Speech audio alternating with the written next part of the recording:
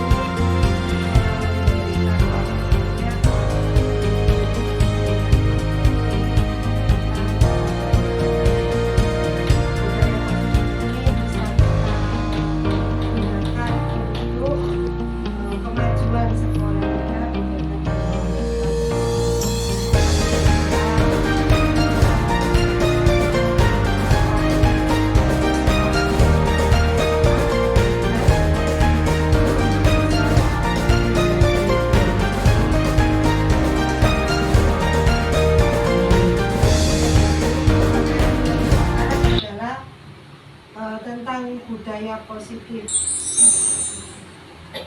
Apa budaya positif itu? Budaya positif itu terdiri dari beberapa hal, yakni disiplin positif, posisi kontrol, keyakinan sekolah, motivasi perilaku manusia, dan segitiga restitusi. Budaya positif adalah nilai-nilai atau keyakinan, kebiasaan-kebiasaan di sekolah yang berpihak pada murid agar murid dapat berkembang menjadi pribadi yang kritis, penuh hormat, bertanggung jawab. Maka dari itu kuncinya adalah bagaimana kehebatan guru sebagai penuntun siswa dalam mengembangkan watak dan karakter murid. Guru hanya mengontrol dan menuntun mereka menjadi lebih baik tanpa mengubah kodrat yang mereka miliki. Budaya positif ini dapat dilakukan dengan cara melakukan hal-hal yang bersifat positif, berpikiran positif, berhati positif, dan bersikap positif. Mengembangkan budaya positif di sekolah haruslah dilakukan dengan penuh kesungguhan, dengan hal yang terlihat sederhana namun terkadang sulit dilakukan. Dan ini harus terus dilakukan secara terus-menerus sebagai guru yang menjadi contoh. Budaya positif dalam mendidik adalah pendekatan yang mengutamakan penguatan positif, mengembangkan diri dan pembentukan karakter yang baik pada anak.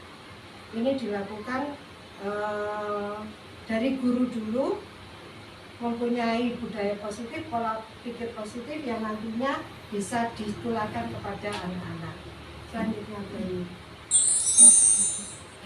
budaya positif ini nanti diharapkan sampai kepada tujuan pendidikan KHD itu Ki Hajar Dewantara yang menjelaskan bahwa tujuan pendidikan adalah menuntun segala kodrat yang ada pada anak-anak agar mereka dapat mencapai keselamatan dan kebahagiaan yang setinggi-tingginya baik sebagai manusia maupun anggota masyarakat. Oleh sebab itu pendidik itu hanya dapat menuntun tumbuh atau hidupnya kekuatan kodrat yang ada pada anak-anak agar dapat memperbaiki lakunya, bukan dasar hidup dan tumbuhnya kekuatan kodrat anak. Dalam menuntun laku dan pertumbuhan kodrat anak, KHD mengibaratkan peran guru sebagai seorang petani atau tukang kebun. Anak-anak itu seperti bibit. Anak-anak itu bagaikan bulir-bulir jagung yang ditanam. Bila biji jagungnya ditempatkan di tanah yang subur dan pemupukan yang baik, sinar matahari yang baik, maka akan tumbuh dengan baik. Namun meskipun bijinya baik tapi pengolahannya tidak baik, maka tumbuhnya tidak akan menjadi baik. Inilah petugas dari guru untuk menjadi seorang petani bagi anak-anak. Dalam proses menuntun, anak diberi kebebasan, namun pendidik sebagai pamong dalam memberi tuntunan dan arahan agar anak tidak kehilangan arah dan membahayakan dirinya. Seorang pamong dapat memberikan tuntunan agar anak dapat menemukan kemerdekaannya dalam belajar. Anak juga secara sadar memahami bahwa kemerdekaan dirinya juga mempengaruhi kemerdekaan anak. Oleh sebab itu, tuntunan seorang guru mampu mengelola dirinya untuk hidup bersama dengan orang lain, menjadi manusia dan anggota masyarakat. Ya. Sosial kultural menjadi proses menebarkan kekuatan kodrat anak yang masih samar-samar. Pendidikan bertujuan untuk menuntun, memfasilitasi, membantu anak untuk menebarkan garis samar-samar agar dapat memperbaiki lakunya untuk menjadi manusia seutuhnya. Jadi anak bukan kertas kosong yang digambar sesuai keinginan orang dewasa. Kalau dulu, paradigma yang dulu, kita kan diajarkan kalau anak-anak adalah kertas kosong, orang tua atau guru yang menulis di kertas kosong. Tapi sekarang paradigma itu sudah berubah. Jadi anak-anak itu sudah punya kodratnya, sudah punya kemampuan, sudah punya karakter. Tinggal guru menebalkan dengan pendidikan, dengan penguatan yang baik oleh di sekolah maupun di rumah. Ya. Teori kontrol menurut William adalah guru meluruskan beberapa miskonsepsi tentang makna kontrol. Miskonsepsi itu apa? Konsep yang salah yang dulu kita pegang. Ya. Ini ilusi guru mengontrol siswa. Sebenarnya adalah pada dasarnya kita tidak dapat memaksa murid untuk berbuat sesuatu jikalau murid tersebut memilih untuk tidak melakukan. Walaupun tampaknya guru sedang mengontrol perilaku murid, hal demikian terjadi karena murid sedang mengizinkan dirinya sendiri untuk dikontrol. Saat itu bentuk kontrol guru menjadi kebutuhan dasar yang dipilih murid tersebut. Teori kontrol yang menyatakan bahwa semua perilaku memiliki tujuan, bahkan terhadap perilaku yang tidak disukai. Nah, dari sini bisa disimpulkan adalah kita tidak bisa mengontrol siapapun, tapi orang sendirilah yang bersedia untuk dikontrol oleh kita, bersedia mengizinkan dirinya untuk dikontrol oleh manusia, bukan manusia yang lain yang mengontrol diri kita. Selanjutnya yakni ilusi bahwa semua penguatan positif, efektif, dan bermanfaat. Penguatan positif atau bujukan adalah bentuk-bentuk kontrol. Caranya agar kita mengontrol orang kan dengan bujukan, dengan rayuan, dengan apapun agar dia bisa mau melakukan kontrol tersebut. Kemudian ada ilusi bahwa kritik dan membuat orang merasa bersalah dapat menguatkan karakter. Terkadang kita akan menggunakan kritik dan rasa bersalah untuk mengontrol murid menuju pada identitas gagal. Mereka belajar untuk merasa buruk tentang diri mereka. Mereka mengembangkan dialog diri yang negatif. Kadangkala sulit bagi guru untuk mengidentifikasi bahwa mereka sedang melakukan perilaku ini. Karena seringkali guru cukup menggunakan suara halus untuk menyampaikan pesan negatif. Kemudian ilusi bahwa orang dewasa memiliki hak untuk memaksa. Kadang kita seperti itu ya Bu. Kita merasa harus gede, anak-anak masih kecil-kecil, jadinya gampang untuk mempengaruhi mereka. Tapi ternyata tidak. Banyak orang dewasa yang percaya bahwa mereka memiliki tanggung jawab untuk membuat murid-murid berbuat hal-hal tertentu. Apapun yang dilakukan dapat diterima selama ada sebuah kemajuan berdasarkan sebuah kemunculan kinerja. Pada saat itu pula orang dewasa akan menyadari bahwa perilaku memaksa tidak akan efektif untuk jangka waktu yang panjang dan sebuah hubungan permusuhan akan terbentuk. Ini jadi anak-anak itu merasa dipaksa. Jadi lama-lama berontaknya itu nanti jangka panjang. Ya, terusnya Bu Ayu. Nah, ini coba kita buat permainan. Cobalah buka. Anda A dan B. Yang satu memegang sesuatu yang harus dipertahankan. Yang teman satunya membujuk agar dia bisa membuka tangannya. Coba sekarang kita lakukan. Bu Ani sama kuning, Beli sama berat. Saya video dari sini. Jadi salah satu, yang satu yang megang, yang satu buka. Yang Buka apa? membujuk. Koin ya, Kak. Koin, terserah. Koin. Terserah. Boleh terserah. Yang satu nanti membujuk ya Pak, membujuk dikit disuruh di ini apa Ini mempertahankan haknya ya. Oke. Yang satu harus bertahan agar tidak terbuka. Oh, saya yang Terserah. Bentar. pilih. Mulai permainan ya. Saya masih ingin maju yang Pak lihat. Aku nggak melihat dulu yang kamu tuh pakai tangannya mana. Oke, bentar. Satu. Coba ibu guru membuat permainan, yang satu memegang sesuatu yang disimpan rapat dan berusaha untuk tidak terbuka meskipun diiming-imingi temannya. Kalau nantinya terbuka ya terserah, itu kan hatinya sendiri-sendiri. Mulai 1, 2, 3. Kilo 4. Ini.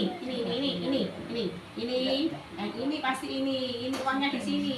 Ayo buka. Coba sini ada enggak, Pak? Lah kosong. Masih ini. Kasihkan ke aku uangnya, Bune. Boleh. Ayo Bune kasihkan ke aku. Nggak boleh. Ayo. Boleh. Kasih apa? Boleh. Kasih apa? Aku hadiah apa? Ayo. Nggak boleh. Tak tukar sama ini. Nggak boleh.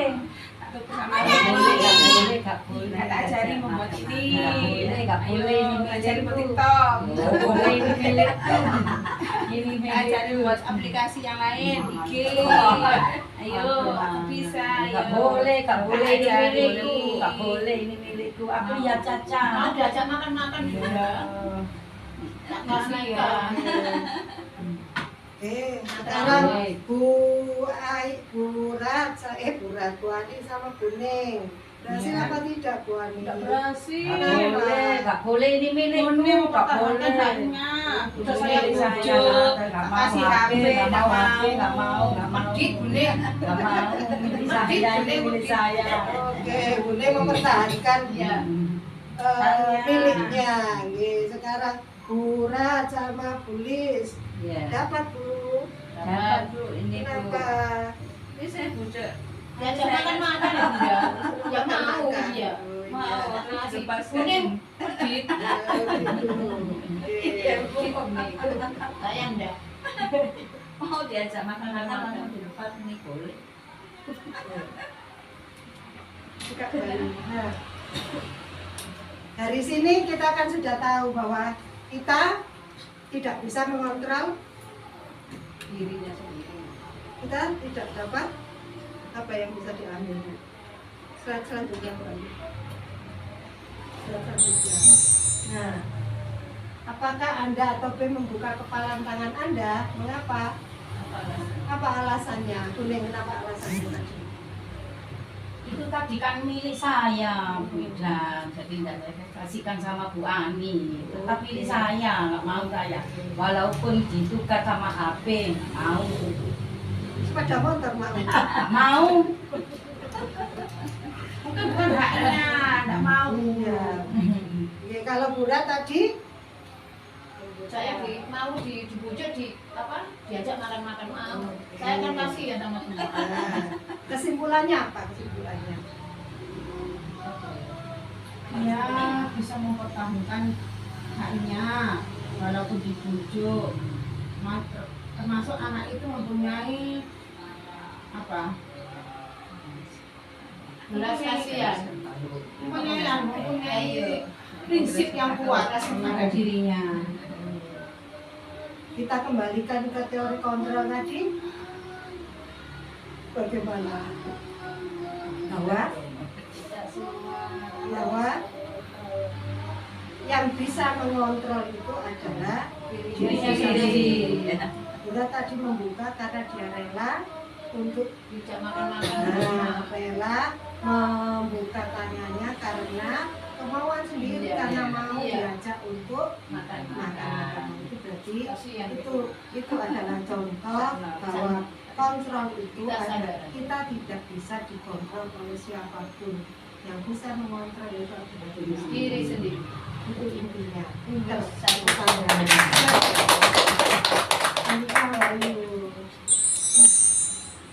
Nah, kita sendiri yang memegang kontrol atas kepalan tangan kita. Apakah kita membuka atau menutup kepala tangan kita itu tergantung pada diri kita masing-masing sesuai dengan kebutuhan dasar kita saat itu. Pada dasarnya kita tidak bisa mengontrol orang lain. Jika kita melakukan kontrol tersebut, sejatinya diri kita sendirilah yang melakukan untuk merelakan untuk melakukan kontrol tersebut. Kesadaran. Ini paradigma perubahan paradigma yang terjadi di dunia pendidikan. Ini kalau dulu kita mengenal stimulus respon, waktu kita sekolah dulu ya Bu, kita mengenal stimulus respon. Sekarang ada pendekatan teori dari Stephen R. Covey. Ini stimulus respon, realitas kebutuhan kita sama, tapi untuk kontrol realitas kebutuhan kita berbeda, tidak sama. Semua orang melihat hal yang sama. Dari kontrol, setiap orang memiliki gambaran berbeda. Kita mencoba mengubah orang agar berpandangan sama dengan kita. Kalau yang kontrol, kita berusaha melalui pandangan orang lain tentang dunia. Nah, ini perbedaannya, perubahan debatnya. Selanjutnya Bayu. Lagi Bayu. Nah, ini tadi disiplin positif satu-satu. Disiplin positif ini tujuannya untuk mengajarkan anak bertanggung jawab, menumbuhkan kesadaran diri berdasarkan nilai-nilai kebajikan. Kemudian mengontrol diri dalam melakukan segala tindakan. Selanjutnya, memahami motivasi internal bukan paksaan atau pujian ataupun hukuman. Ada 3 fungsinya.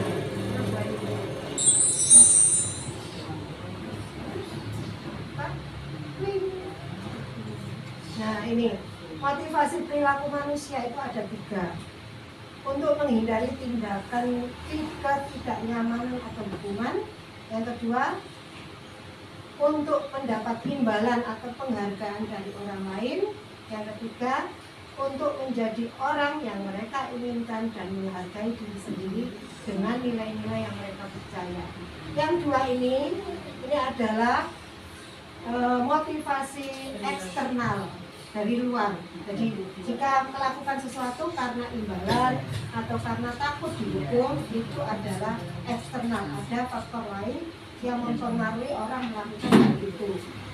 Yang ini adalah dari internal diri kita sendiri yang melakukannya. Jika manusia menunjukkan motivasi untuk menghindari ketidaknyamanan atau hukuman dan untuk mendapatkan imbalan atau penghargaan dari orang lain, hal ini merupakan perilaku yang didasari motivasi eksternal. Maka tugas guru adalah berusaha menumbuhkan motivasi internal agar dapat menghargai diri mereka sendiri. Makanya kita berusaha untuk membuat keyakinan kelas itu agar anak-anak mempunyai motivasi sendiri melakukan, tidak disuruh. Kalau biasanya iya dilarang, jangan membuang sampah sembarangan. Kalau dia buat peraturan sendiri, kan motivasinya dari dia sendiri. Oh iya, kemarin aku membuat peraturan, gak boleh. Jadi anak-anak ingat, itu fungsinya. Ada posisi kontrol, ada 5. Yang pertama adalah penghukum. Ini posisi kontrol sebagai seorang guru, ada 5. Penghukum, membuat merasa bersalah, menjadi teman, menjadi pemantau, dan menjadi manajer. Ada 5 posisi kontrol ini sebagai guru, sebaiknya kita berada pada posisi manajer. Guru dapat menghargai murid, meletakkan dirinya sebagai individu yang positif dalam dunia berkualitas dan dapat mengevaluasi diri bagaimana menjadi diri yang lebih baik. Dalam posisi kontrol, guru tadi adalah yang paling baik adalah menjadi manajer, dan ini langkah-langkahnya adalah menggunakan langkah-langkah segitiga restitusi. Hal ini dilakukan yang pertama adalah menstabilkan identitas, validasi tindakan yang salah, dan menanyakan keyakinan. Bagaimana contohnya dari Terus terus lagi. Belum lagi terus. Kecil ya kecil. Terus kecil. Bawah. Lagi lagi. Nah, ini contoh tadi ya, nyalakan ada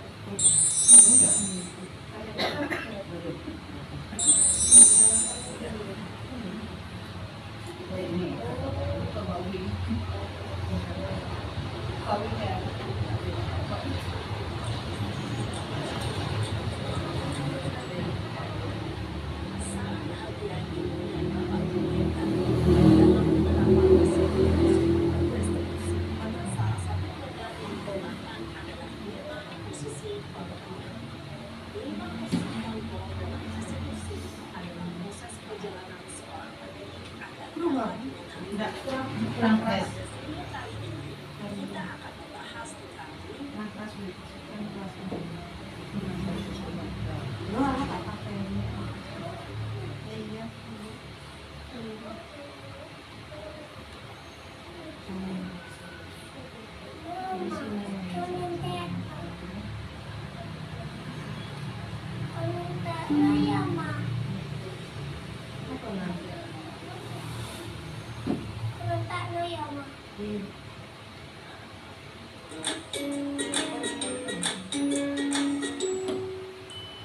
Salam bahagia Ibu dan Bapak guru hebat. Dalam penerapan disiplin positif restitusi, salah satu program yang dikembangkan adalah 5 posisi kontrol. 5 posisi kontrol dalam restitusi adalah proses perjalanan seorang pendidik agar dapat mengenali dirinya. Pada video kali ini, kita akan membahas tentang 5 posisi kontrol yang dikembangkan oleh Diane Gossen dan contoh penerapannya.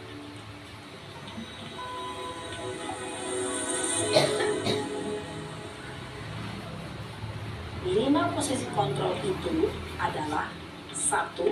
Posisi penghukum. 2. Posisi pembuat merasa bersalah.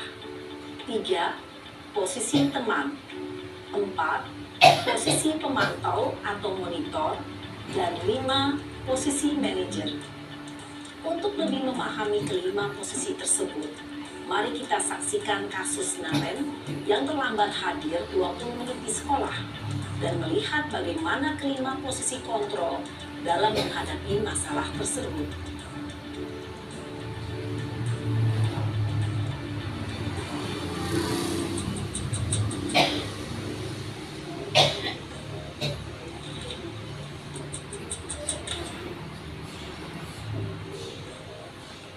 Naren! Sini kamu! Selamat pagi, Bu. Selalu terlambat. Kamu deh, pasti terlambat. Maaf, Bu. Saya... Apa? Apa coba? Alasan kamu apa lagi? Kapan sih kamu tidak terlambat? Malas sekali ya kamu jadi anak. Saya... Dasar pemalas. Gak kapok-kapok sih kamu. Sudah berapa kali terlambat? Sana, kamu keliling lapangan basket 2 kali. Kenapa saya harus keliling lapangan basket, Bu? Kenapa? Kamu melawan ibu? Berani-beraninya jawab. Sudah terlambat, masih berani jawab pula. Sekarang, keliling lapangan basket 5 kali sekalian. Biar kapok. Cepat. Pergi sana ke lapangan basket. Posisi penghukum biasanya berbicara dengan nada tinggi, menghardik, menunjuk-nunjuk, menyakiti, dan menyindir. Hukuman bisa berupa fisik maupun psikis. Ibu dan Bapak guru hebat, dampak yang terjadi pada murid ketika guru berada pada posisi penghukum adalah murid cenderung akan memberontak, bahkan menyimpan dendam.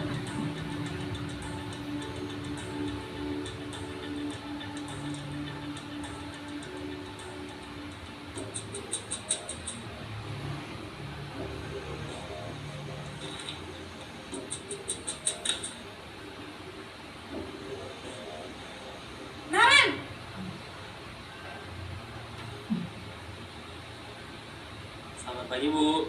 Naren, kamu kenapa terlambat lagi, nak?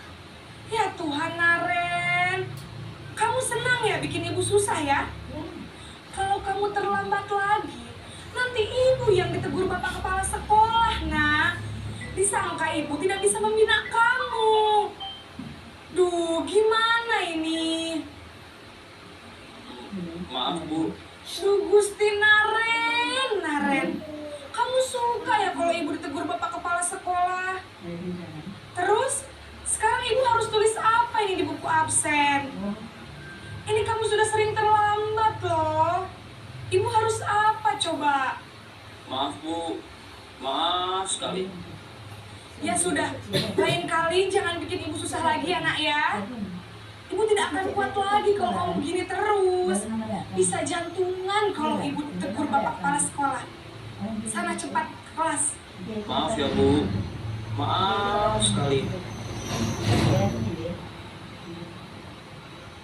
Posisi pembuat rasa bersalah berbicara dengan nada tenang, cenderung lembut.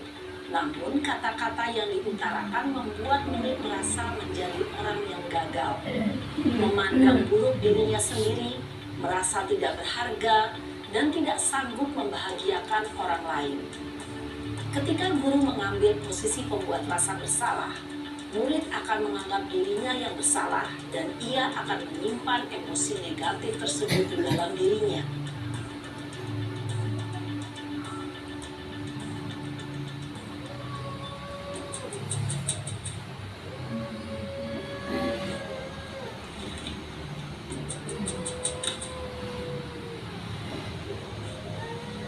Naren,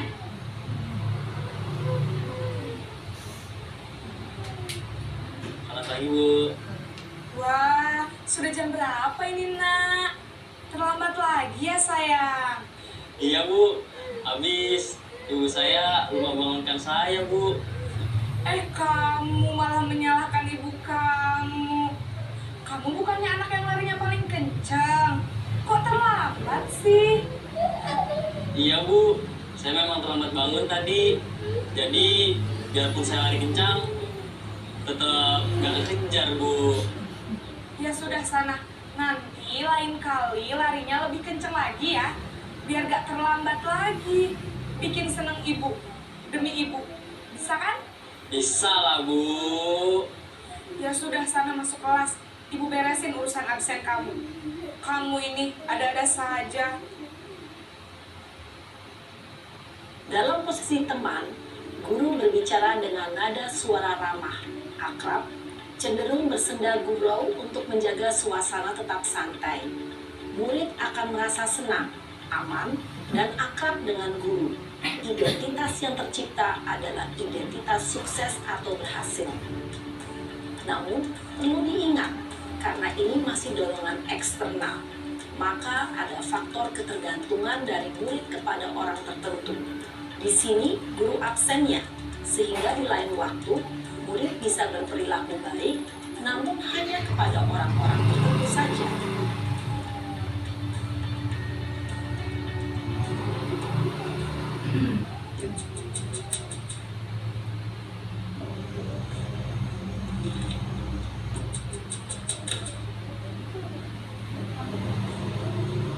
Naren!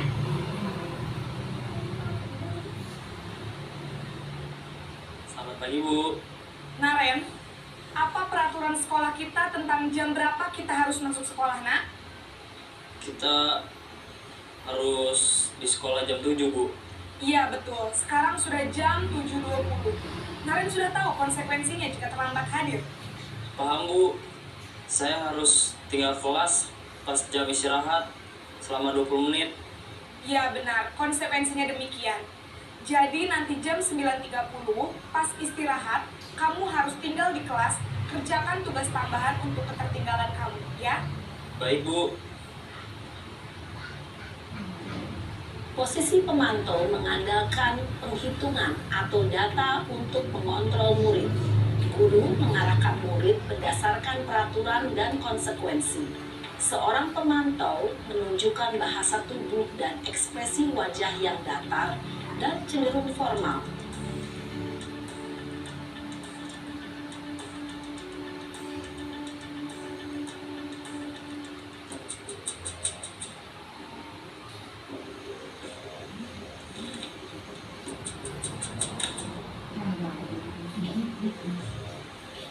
Naren!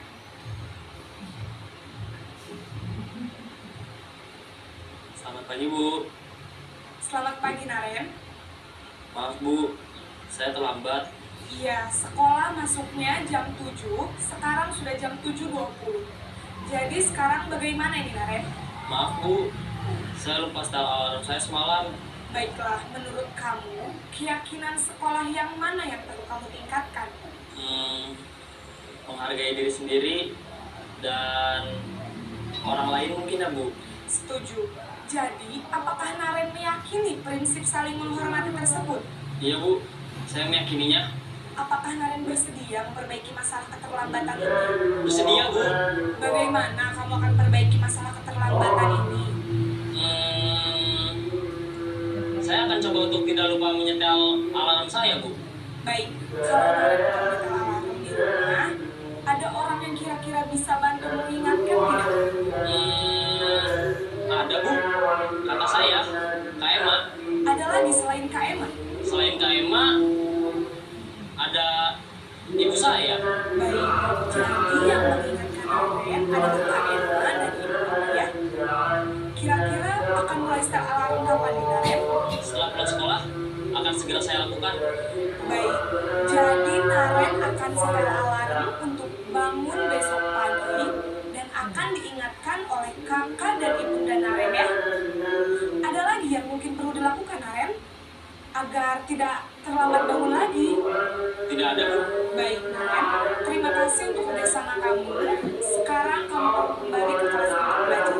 Baik, Bu. Terima kasih. Posisi manajer adalah posisi kontrol yang disarankan untuk membimbing murid memiliki sikap disiplin yang positif, yaitu murid yang mandiri, bertanggung jawab, dan dapat memecahkan masalah. Tujuan dari posisi ini adalah agar murid dapat berefleksi atas tindakannya. Guru akan terus memberikan pertanyaan-pertanyaan bermakna, sehingga membuat murid dapat belajar dari kesalahannya dan mencari sebuah solusi untuk menyelesaikannya. Ibu dan bapak guru hebat, setelah mengamati adegan kelima posisi kontrol tadi, kira-kira posisi mana yang paling ideal? Posisi mana yang dapat menunjang motivasi intrinsik murid? Ya, tentu posisi manajer. Posisi ini memang posisi ideal yang ingin dituju setiap pendidik. Pada posisi inilah, guru dapat menerapkan disiplin positif yang berpihak pada murid, yang memerdekakan murid. Perjalanan seorang pendidik tentunya tidak mudah untuk sampai pada posisi seorang manajer.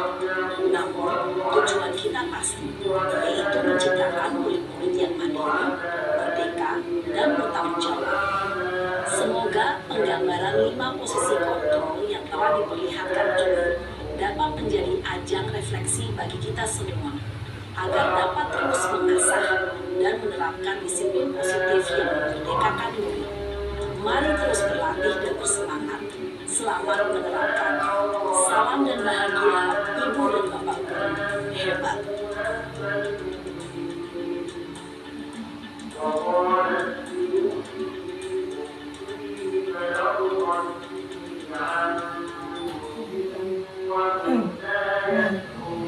Ibu, ini tadi contoh kasus tentang 5 posisi kontrol. Ada tadi yang posisi sebagai penghukum, kuasa usaha, teman, pemantau, teman, manajer. Kira-kira yang mana tadi yang paling bisa dipakai? Manajer, sebagai manajer. Manajer tadi yang sering kamu institusi tadi.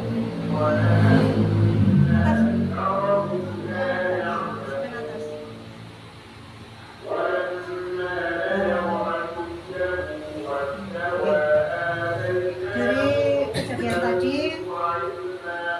guru di permasalahan tadi yang sebagai manajer ini sudah digunakan seketika restitusi, menstabilkan identitas dari awal. Dia datang menanyakan kenapa kok terlambat, anak kan bisa mengidentifikasi sendiri. Dan anak guru sebagai guru tidak menghakimi, tidak menyalahkan, tapi menggiring anak untuk mencari alasan dan mencari solusi dan kasih apa yang terjadi hari itu. Kemudian validasi tindakan yang salah. Kenapa kok dia melakukan hal itu? Apa tadi yang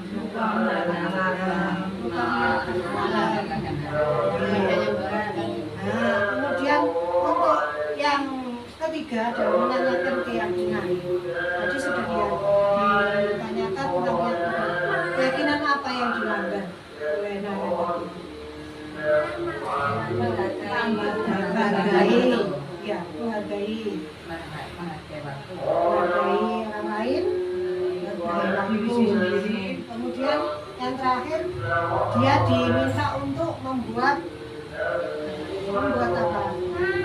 Untuk perbaikannya dirinya sendiri, membuat solusi untuk perbaikan dirinya sendiri. Nah, bukan dari sekolah yang menyalahkan, tadi dia mencari bagaimana caranya besok agar tidak terjadi. Nah, ini dari manajer tadi, posisi kontrol manajer memakai segitiga restitusi. Nah, itu adalah budaya positif yang dikembangkan, diajar di bawah. Ya. Kemudian yang bawah Bayu, yang paling bawah terus. Hal ini sebelum ini terjadi kan berarti ada aturan dulu yang dibuat. Ya, aturan yang disepakati di sekolah. Ini kemarin kan sudah membuat ini keyakinan kelas. Dari keyakinan kelas yang kita buat kemarin tadi adalah nanti akhirnya ke sini Bayu. Nah, ini dari kesepakatan kelas tadi kan kita membuat tidak boleh apa, tidak boleh apa, dapat apa. Tidak boleh jahil, tidak boleh tidur, tidak boleh makan, tidak boleh buang sampah, ini apa? Boleh lari-lari. Nah, ini dijadikan kalimat positifnya dulu. Kalimat positif kan tidak menggunakan kata tidak. Kan itu bisa misalkan kita bilang tidak boleh datang terlambat, berarti masuk di disiplin. Ini keyakinannya, keyakinan sekolahnya. Kalau boleh seperti apa ya. Kemudian kalau berdoa, harus berdoa sebelum masuk ke religinya. Ini jadi keyakinan sekolahnya. Keyakinan kelas berubah jadi keyakinan sekolah, jadi general sekolah yang melaksanakan. Kemudian tidak boleh membuang sampah sembarangan. Tapi masuk di keyakinannya adalah peduli lingkungan. Kemudian yang membantu teman, masuk ke toleransi, ada tanggung jawab boleh dimasukkan. Ini contoh beberapa. Misalkan sopan santun, ya berkata yang baik, tidak boleh mesok, itu berarti kan sopan santun, ini bisa dimasukkan. Jadi dari kesepakatan kelas kita bentuk kalimat positif. Dari kalimat positif kita bilang menjadi keyakinan kelas. Keyakinan kelas ini kita sepakati untuk bisa jadi keyakinan sekolah. Yang bawah ini. Ini nanti bisa jadi peraturan, buat banner bisa. Jadi ini branding sekolahnya. Ini keyakinan sekolah. Datang tepat waktu, mengerjakan tugas tepat waktu. Ini contoh-contoh untuk anak SD. Kalau TK kan mengerjakan tugas tepat waktu kan ya tidak bisa kalimatnya ya. Jadi disesuaikan di lembaganya. Kalau TK ya sesuai dengan kondisi di sekolah. Demikian tadi penjelasan kami tentang budaya positif di sekolah. Kita akan melakukan bersama-sama perbaikan di kelas dulu. Kalau sudah kita sepakati untuk dijadikan peraturan sekolah. Itu begitu. Terima kasih atas kehadirannya. Kami akhiri. Wassalamualaikum warahmatullahi wabarakatuh. Waalaikumsalam warahmatullahi wabarakatuh.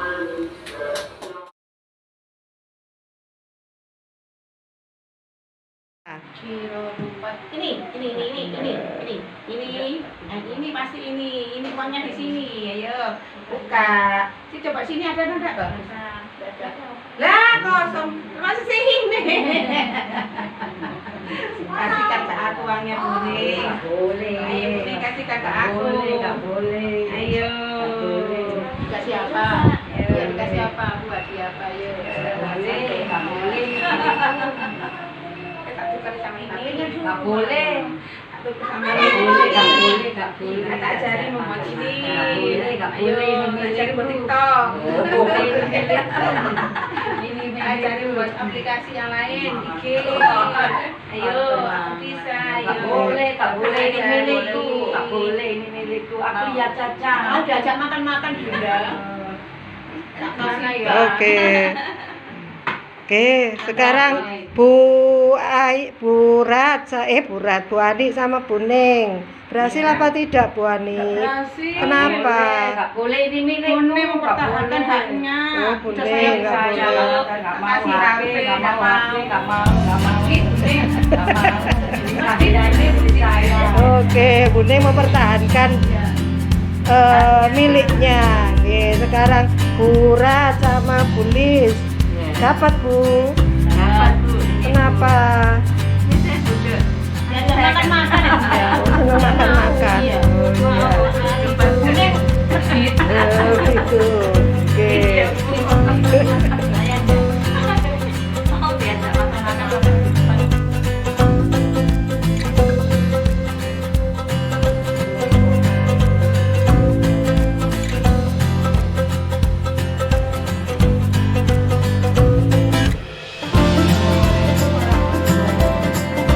Waalaikumsalam.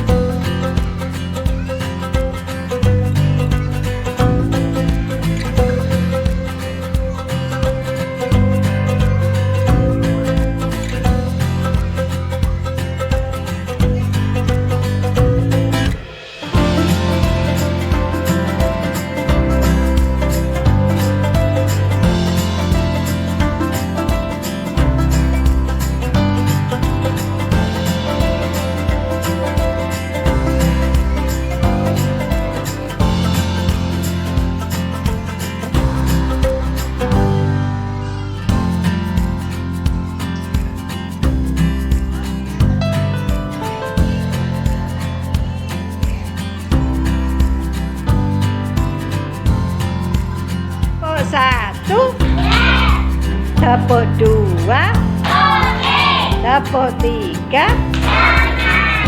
Nah, Nana, hari ini kita membuat keyakinan kelas. Membuat apa? Oke, sekarang sudah jadi.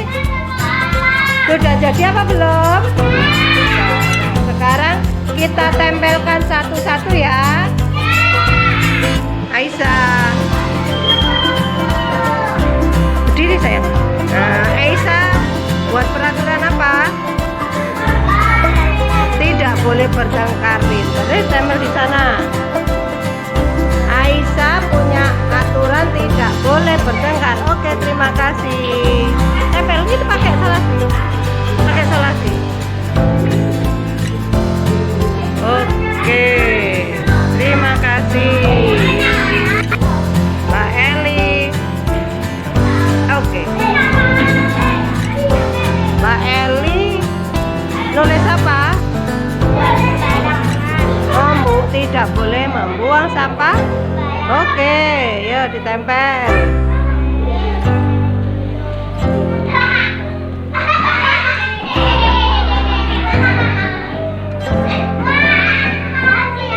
Oke, terima kasih Mbak El. Caca nulis apa?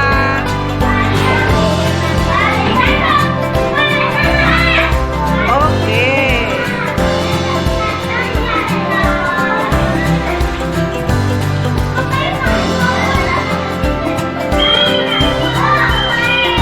Oke, terima kasih Sabrina. Oke, Mbak Sabrina. Tulis apa Mbak Sabrina? Tidak boleh meso. Oke, pintar.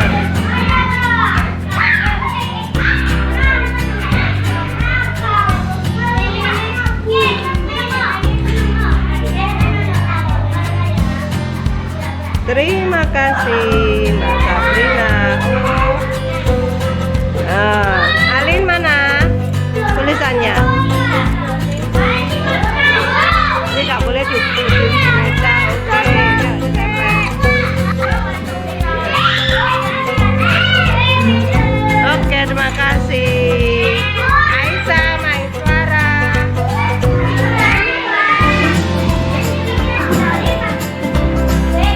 Apa nak? Tulis apa?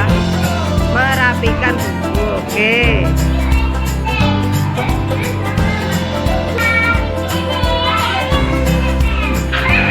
Oke, terima kasih. Nasa. Nasa nulis apa? Oke, tidak boleh mengganggu teman.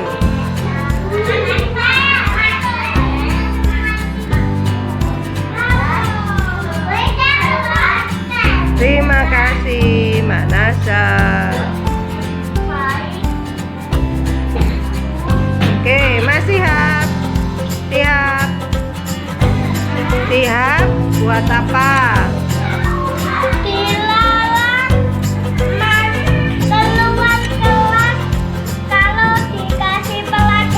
Pada saat pelajaran. Oke, pintar.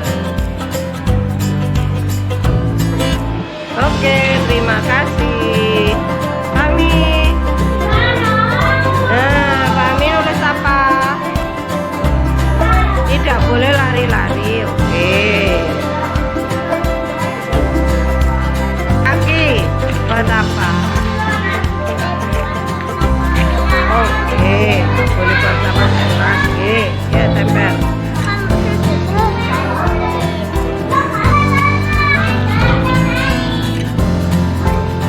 Belum, Cidan. Buat apa? Oh, nggak boleh buang sampah sembarangan. Oke.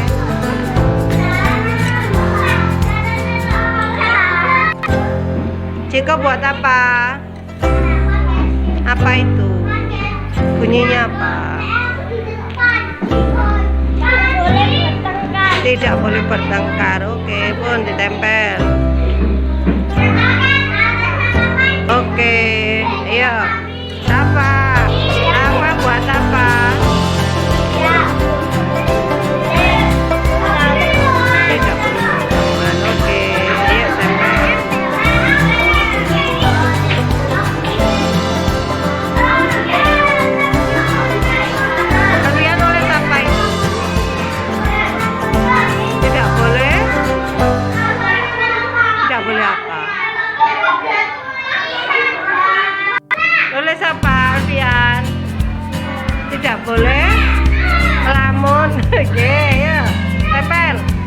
Udah nulis apa?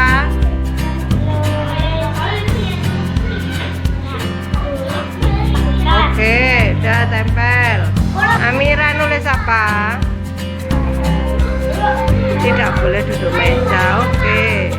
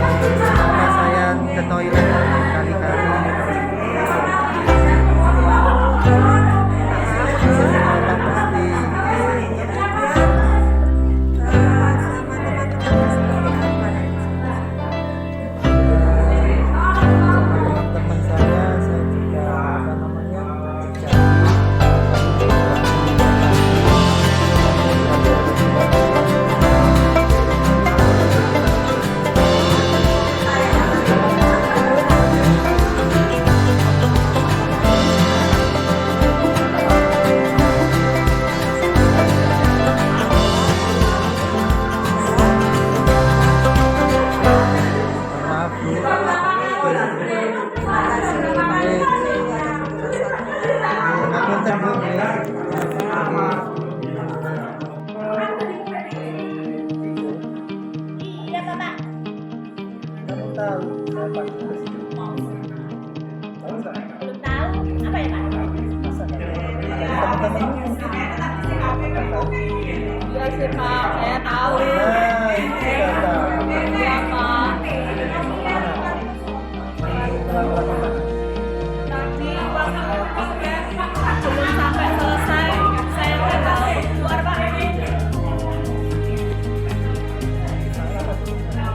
Salah Pak. Iya Pak. Jangan keseringan. Saya lihat dokternya itu kamu sering berbuat kesalahan. Kesalahan itu kamu itu siapa? Iya Pak. Kenapa nanti di sini? Tadi saya gosok Pak, tiketnya nggak selesai. Saya keluar. Padahal kan hanya beberapa menit saja. Iya Pak. Jangan kamu sudah sering di sini. Lumayan. Lumayan.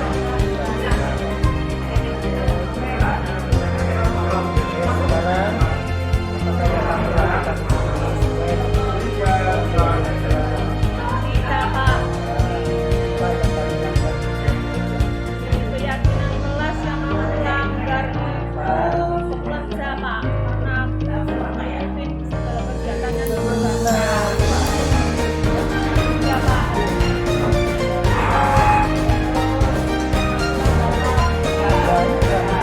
Disiplin Pak.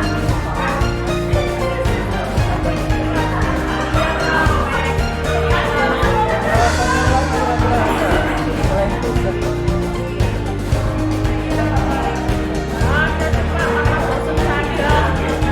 Iya Pak.